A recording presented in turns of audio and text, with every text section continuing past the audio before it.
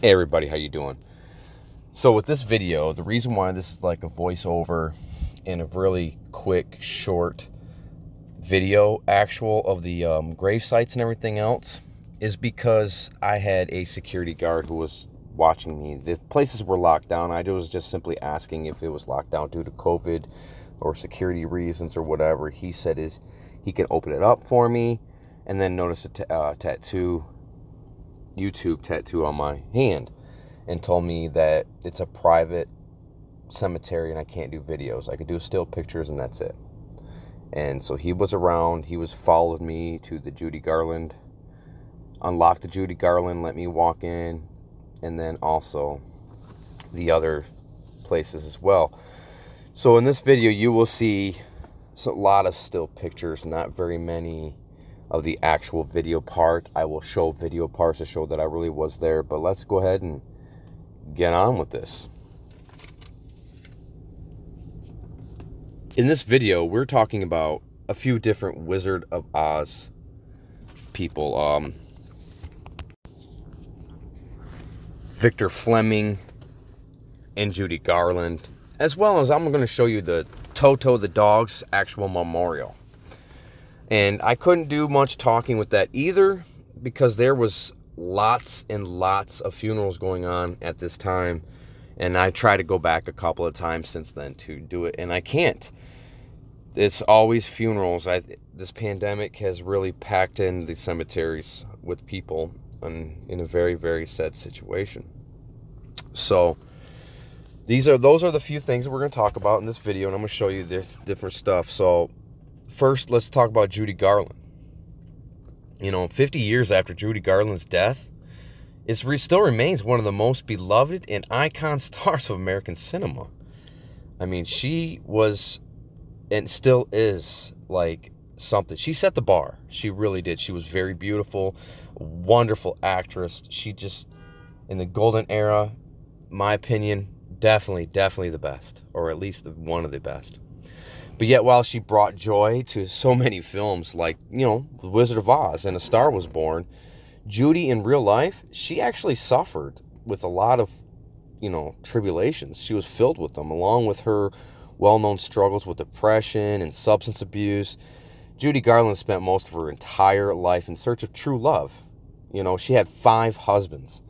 There was David Rose, Vincent Minnelli, who directed Meet Me in St. Louis, and then actually that's where they met. And by the time that the Meet Me in St. Louis was done, and produced and put out in the box office, they were already living together. And it's still, and here's the thing with this Meet Me in St. Louis, is still at that time and of this time, it's one of the highest selling films for the MGM. So, and together, Vincent Minnelli and Judy Garland, together they had 1 daughter, and then her longest marriage was to Sid Luft for 13 years. Now, she had 2 children with Sid Luft. And then there was Mark Herron. And Mark Herron actually admitted to abusing her. I mean, she went through a lot of physical abuse with him and everything else, and it was well known. He even admitted to it on record once. He says, I only hit her in self-defense, which to me, why would you have to hit a woman in self-defense? I don't know. I don't think I've ever had to hit a woman in my life. But back then, they got away with, a lot of men got away with a lot of different things. And the saddest one, it was her shortest marriage. She was only married for 3 months, but that's because she got married to Mickey Deans 3 months before she died. And she died of a barbiturate overdose, which is sleeping pills. Everybody knows she had a drug problem. And but Mickey Deans, to this day, he died in 2003, but all the way up to his death, he never remarried. It was one of the hardest things. The one true love was Mickey Deans. The one person she was searching for, I believe, and with my heart, that was the one man that they would have been last forever. He gave in everything to her. Even her daughter said that, he would just do whatever he could for her. So, but Judy Garland, she wasn't just an actress. She was also a singer. She was a dancer. Her career actually spanned for 45 years. She attained an international stardom as an actress in both musical and dramatic roles as a recording artist on a concert stage. She was born June 10th, 1922 in Grand Rapids, Minnesota. She died June 22nd, 1969 in London. Like I said, of a barbiturate overdose. If you guys don't know what a barbiturate is, because they're like, I haven't heard that in so long. They were like sleeping pills back then for, She's done The Wizard of Oz, A Star Is Born, Meet Me in St. Louis, Easter Parade. I mean, she's done so much. The Judy Garland Show, that ran from 1963 to 64. Summer Stock, The Last Performance in 1969. 1949, she did The Good Old Summertime. 1946, it was The Harvey Girls. 78, it was Rainbow. 38, she did Love Finds Andy Hardy. Babes in Arms in 39. 1948, she did The Pirate. 61, she did Judgment of Nuremberg. And she did Babes on Broadway in 41. In 1940, she did Strike Up the Band. 1963, she did I Could Go On Singing. 1974, That's Entertainment. 1943, Girl Crazy. I mean, there's just so on and so on and so on. I could go on and on and on and on. She started, as one of the silent film actresses as well. She was just a very iconic for the golden era of Hollywood. She definitely deserves her spot here in this channel. And it's just amazing with all of her accomplishments. She did die very, very young at the age of 47. So she was only 7 years older than I am at this present moment in time.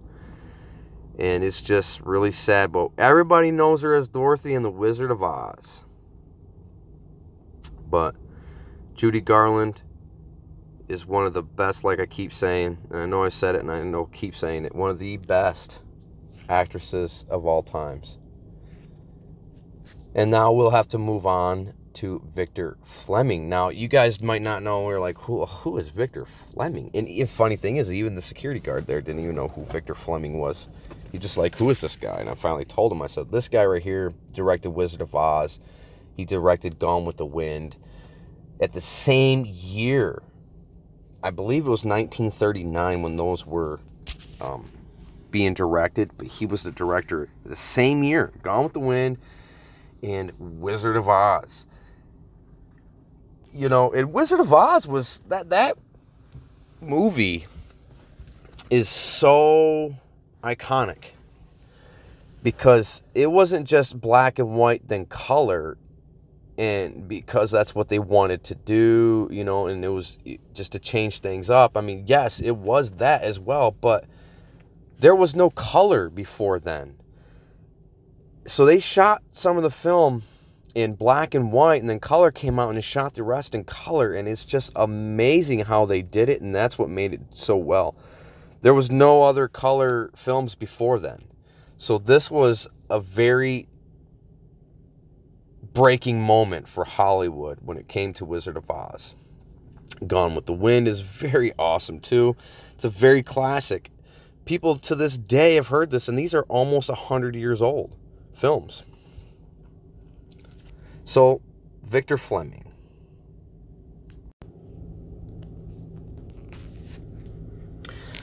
Victor Fleming. He was a motion picture director, as I was just saying. He occupies a curious place in cinema history in the 1930s. Fleming was hailed as one of the Hollywood's greatest filmmakers. He is credited for, like I said, the directing of The Wizard of Oz in 1939 and Gone with the Wind in 1939. Two of the most popular movies of all time.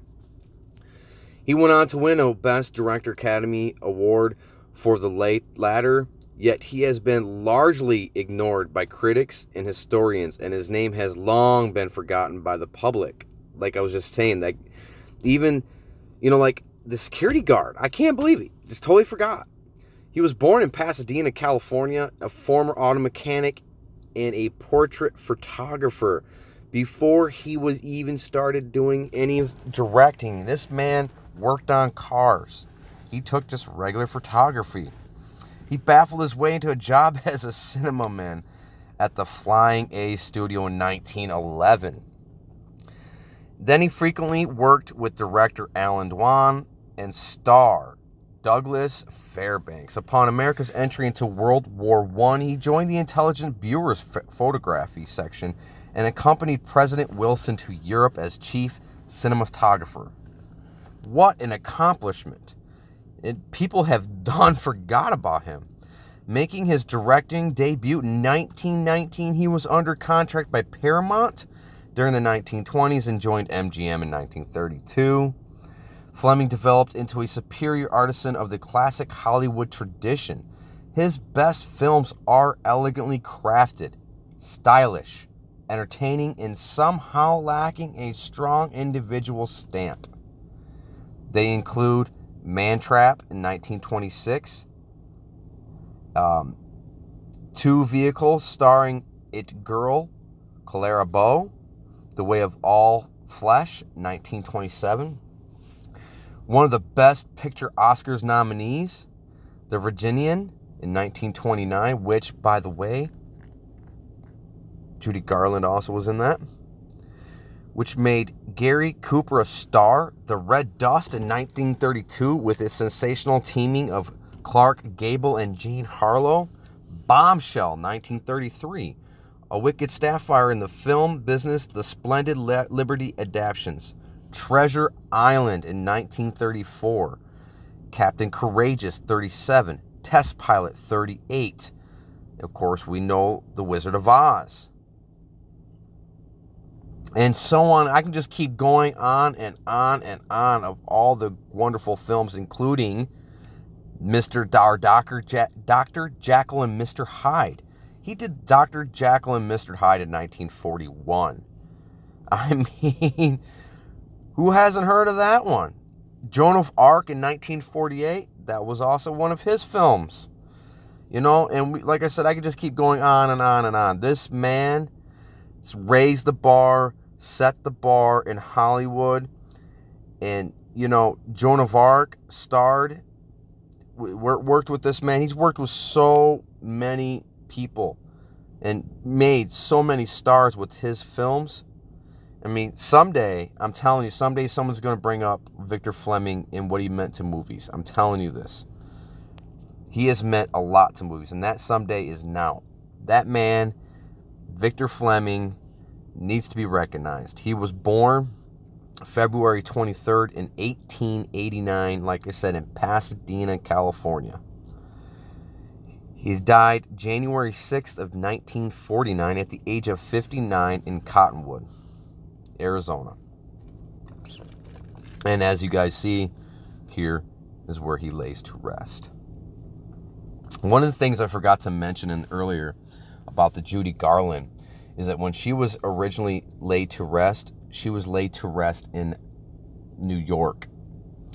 Later on, her family felt it was more appropriate for her and that she would be much more happier laid to rest in Hollywood Forever Cemetery.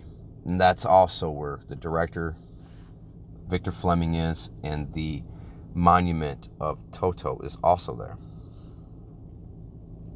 Which brings us on to Toto. Toto was just the dog.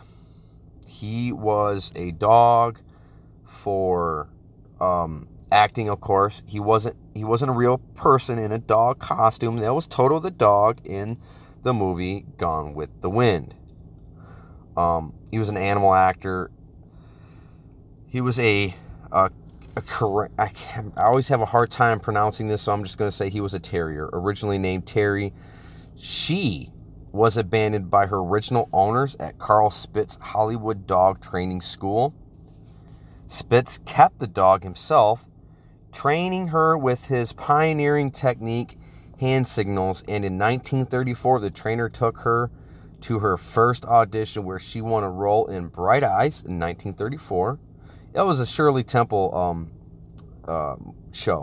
movie, cinema. She was also numerous additional roles followed in such films as The Dark Angel in 1935, Furry in 1936, The Buccaneer in 1938, and Barefoot Boy in 1938, before she landed the role that would change her life. Dorothy Gale's dog, Toto, in 1939, production of The Wizard of Oz was reportedly paid $125 weekly salary. Dog was paid $125 a week in 1939. Now, that's pretty good money. More than some of the actors, actually, playing, like, the Munchkins during the production. You know, like, that dog made more money than the actual actors. During the production, though, poor Toto's foot was broken when an actor playing one of the Wicked Witch's guards stepped on it. After production wrapped, the habit of calling Terry Toto had become fixed, and she was thereafter usually called by Toto. Other films in which she appeared included Bad Little Angel, 1939, Calling Philly Avance in 1940, Torlita Flat, 1942, George Washington Slept Here, 1942, and Easy to Look At in 1945. That was her final role. Then the dog retired at the age of 12, living with the Spitz family as a pet after her death, and family buried her on the property. But in 1958, the Ventura Freeway was expanded and Spitz property was sold to accommodate construction. The entire area was destroyed, Toto's grave included. In 2010, a campaign to provide Toto with a memorial stone met with success. Dedication ceremony on June 18, 2011 at Hollywood Forever Cemetery unveiled her new memorial, and that's where this is, right here. So, guys, that is it. That is the end of my Stars of Hollywood edition, the Wizard of Oz edition.